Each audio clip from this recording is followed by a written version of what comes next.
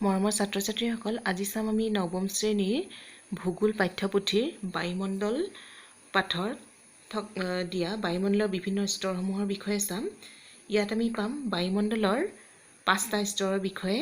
এই 5টা স্তৰ হৈছে চিত্ৰটোতে আমি চাইছোঁ ট্ৰপোস্ফিয়াৰ, ষ্ট্ৰেটোস্ফিয়াৰ, মেছোস্ফিয়াৰ, থাৰ্মোস্ফিয়াৰ আৰু এক্সোস্ফিয়াৰ। তাৰমানে বায়ুমণ্ডলক 5টা ভাগত ভাগ কৰিছে ট্ৰপোস্ফিয়াৰ, ষ্ট্ৰেটোস্ফিয়াৰ, মেছোস্ফিয়াৰ, থাৰ্মোস্ফিয়াৰ আৰু এক্সোস্ফিয়াৰ। আমি এই চিত্ৰটোত চালে দেখা পাম পথালিকৈ দিয়া আছে বায়ুমণ্ডলৰ উষ্ণতা, কোনটো স্তৰৰ কিমান উষ্ণতা সেই বিষয়ে পথালিকৈ পাম, আৰু থিয়কৈ দিয়া আছে ভূপৃষ্ঠৰ পৰা এই স্তৰসমূহৰ উচ্চতা, তাৰমানে বায়ুমণ্ডলৰ উচ্চতা কিলোমিটাৰ হিচাপত দিয়া আছে আৰু বায়ুমণ্ডলৰ উষ্ণতা চেণ্টিগ্ৰেড হিচাপত দিয়া আছে। এই স্তৰকেইটা আমি চালে দেখা পাম যে ট্ৰপোস্ফিয়াৰ বুলি ক'লে তাৰ ওপৰতে পাম ট্ৰপোপোজ, ইয়াৰ পিছতো হৈছে ষ্ট্ৰেটোস্ফিয়াৰ, ওপৰতে আছে ষ্ট্ৰেটোপোজ, তাৰপিছত মেছোস্ফিয়াৰ, ওপৰত আছে মেছোপোজ, তাৰপিছত আছে থাৰ্মোস্ফিয়াৰ, তাৰ ওপৰৰ অংশক কোৱা হয় থাৰ্মোপোজ, তাৰপিছত একেবাৰে শেষৰ অংশটো হৈছে এক্সোস্ফিয়াৰ। এতিয়া আমি ইয়াত চাই যাম। প্ৰথমটো দিয়া আছে ট্ৰপোস্ফিয়াৰ। ভূপৃষ্ঠৰ গাতে লাগি থকা বায়ুমণ্ডলৰ আটাইতকৈ তলৰ স্তৰটোৱে হ'ল ট্ৰপোস্ফিয়াৰ বা ট্ৰপোমণ্ডল। তাৰমানে ভূপৃষ্ঠৰ গাতে, এইটো আমি যিটো পাইছিলোঁ ভূপৃষ্ঠৰ গাতে যিটো স্তৰ লাগি আছে এইটোক কোৱা হয় ট্ৰপোস্ফিয়াৰ বুলি কোৱা হয়। এই স্তৰটোৰ গড় উচ্চতা প্ৰায় 12 কিলোমিটাৰ। অৱশ্যে এই উচ্চতা অক্ষাংশ অনুসৰি বেলেগ বেলেগ হয়। তাৰমানে ইয়াৰ উচ্চতা গড় উচ্চতা হৈছে 12 কিলোমিটাৰ যদিও অক্ষাংশ অনুসৰি ইয়াৰ উচ্চতা বেলেগ বেলেগ হয়। বিষুৱীয় অঞ্চলত ইয়াৰ সৰ্বোচ্চ উচ্চতা 16 কিলোমিটাৰ আৰু মেৰু অঞ্চলত 8 কিলোমিটাৰ। তাৰমানে বিষুৱীয় অঞ্চলত ইয়াৰ উচ্চতা হয়গৈ 16 কিলোমিটাৰ আৰু মেৰু অঞ্চলত ইয়াৰ উচ্চতা হয় 8 কিলোমিটাৰ।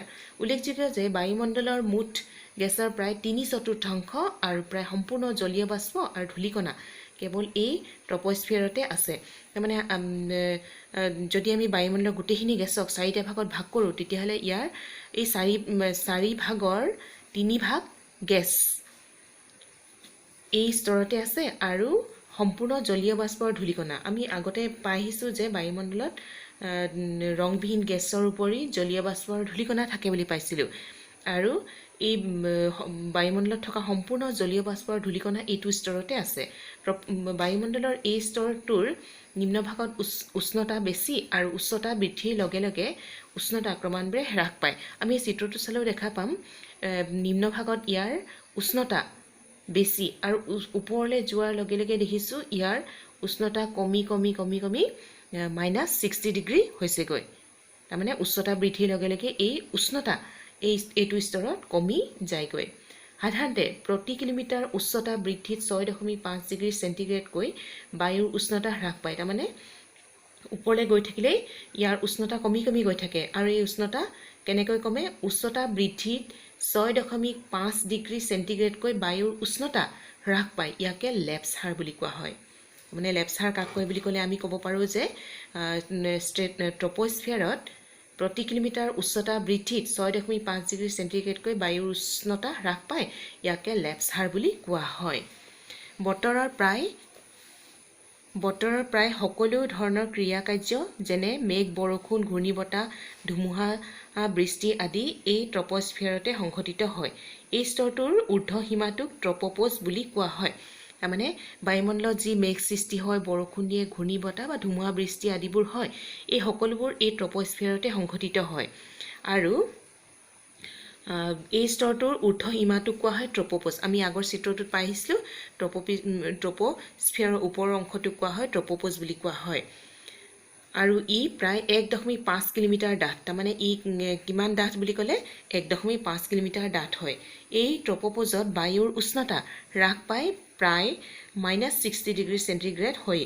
অৱশ্যে ট্ৰপোপোজ স্তৰত উষ্ণতা একেই থাকে, তাৰমানে কমি যায়গৈ 60 ডিগ্ৰী চেণ্টিগ্ৰেডলৈকে, কিন্তু এইটো স্তৰত মানে ট্ৰপোপোজ স্তৰত বায়ুৰ উষ্ণতা কিন্তু একেই থাকে। ইয়াৰ পিছৰ স্তৰটোৱে হৈছে ষ্ট্ৰেটোস্ফিয়াৰ। ট্ৰপোস্ফিয়াৰৰ ঠিক ওপৰৰ স্তৰটো হ'ল ষ্ট্ৰেটোস্ফিয়াৰ। ই বায়ুমণ্ডলৰ দৰাচলতে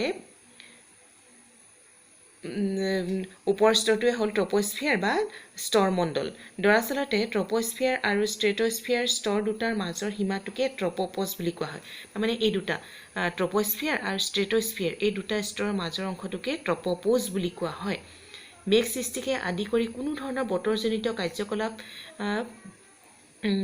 বায়ুমণ্ডলৰ এই স্তৰত দেখা নাযায় তাৰমানে আমি আগৰ স্তৰটোত আমি পাই আহিছিলোঁ যে মেঘ সৃষ্টি হোৱা বৰষুণ দিয়া সকলোবোৰ ট্ৰপস্ফিয়াৰতে হয় সেইকাৰণে এই ষ্ট্ৰেটস্ফিয়াৰত কিন্তু কোনো ধৰণৰ মেঘ সৃষ্টি বা বতৰজনিত কোনো ধৰণৰ কাৰ্যকলাপ সংঘটিত হোৱা দেখা নাযায় অৱশ্যে ট্ৰপোপজৰ পৰা ওপৰলৈ ষ্ট্ৰেটস্ফিয়াৰত বায়ুৰ উষ্ণতা ক্ৰমে বৃদ্ধি পায় অৰ্থাৎ ষ্ট্ৰেটস্ফিয়াৰৰ নিম্নভাগত থকা প্ৰায় -60°C উষ্ণতা এই স্তৰটোৰ উচ্চ ভাগত প্ৰায় 0°C হৈগৈ তাৰমানে এই স্তৰৰ আৰম্ভণিত ইয়াৰ উষ্ণতা থাকে -60° কিন্তু এইটো ষ্ট্ৰেটস্ফিয়াৰ সোমোৱাৰ লগে লগে এই স্তৰত উষ্ণতা হৈগৈ 0°C ডাৱৰবিহীন এই স্তৰটোত বতাহৰ গতি প্ৰায় অনুভূমিকভাৱে এই স্তৰৰ মাজেদি আকাশী পথবোৰ ৰচনা কৰা হৈছে তাৰমানে এই স্তৰটো যিহেতু ডাৱৰবিহীন তাৰমানে ইয়াত কোনো ধৰণৰ ডাৱৰ সৃষ্টি নহয়